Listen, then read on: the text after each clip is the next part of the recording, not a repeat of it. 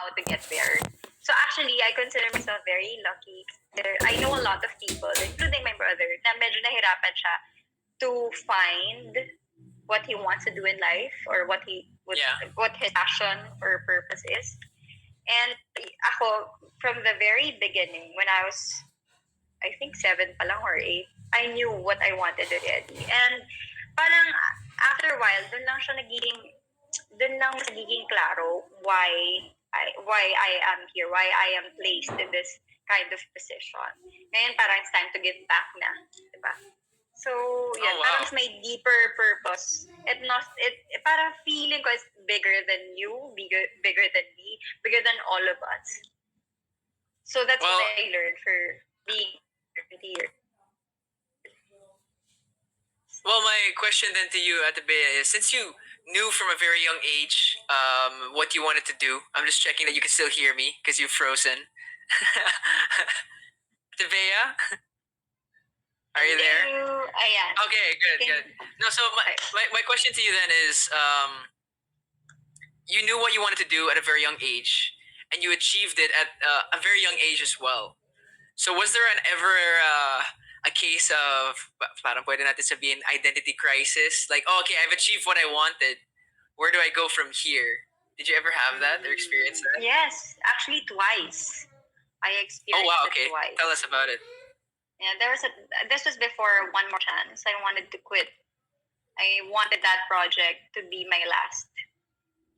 And nagpaalam na ako kay mama because I'm a breadwinner, no? So, nagpaalam na ako sa mom ko if okay lang mag-quit, kaya ba namin financially. And then, immediately she said, naman, kung hindi ka masaya, just quit.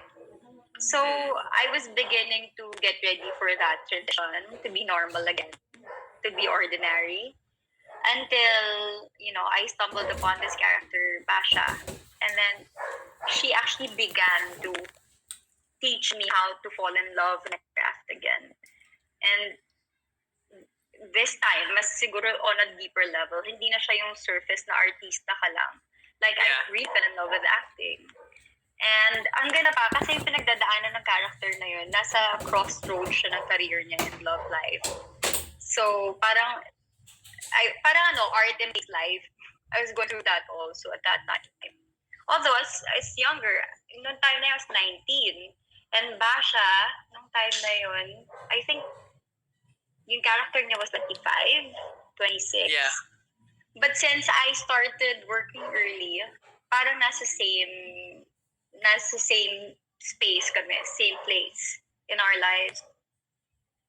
So that character really resonated with me.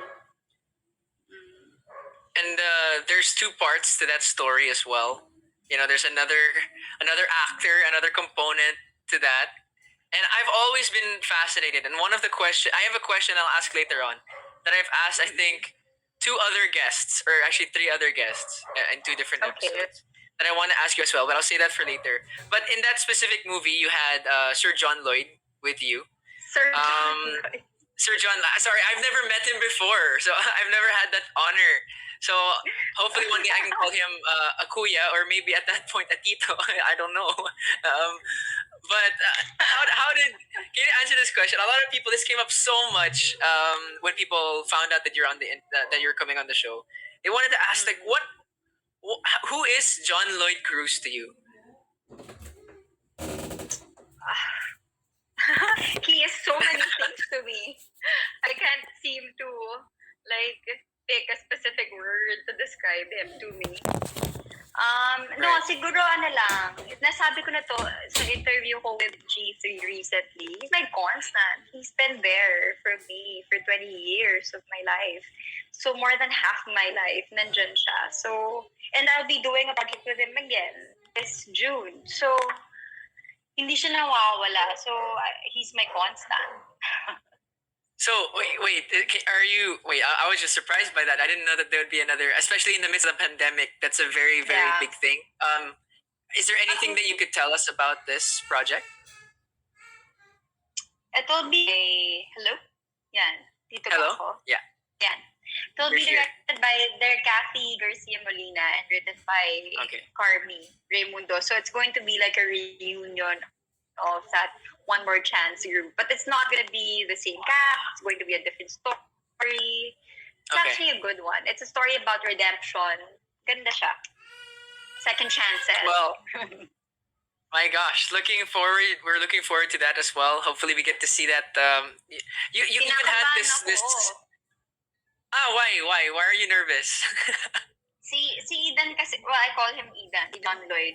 Meron siya bag of tricks. Lagi siya may bagong baon. And lalo na ngayon, naging normal siya for 4 years, 3 years. So, I feel like mas mas human. Mas marami siyang bagong baon from real human experiences that he can, share. And I feel like every time I work with him, I'm always on my toes. He keeps me on my toes. Do you feel that you have that as well?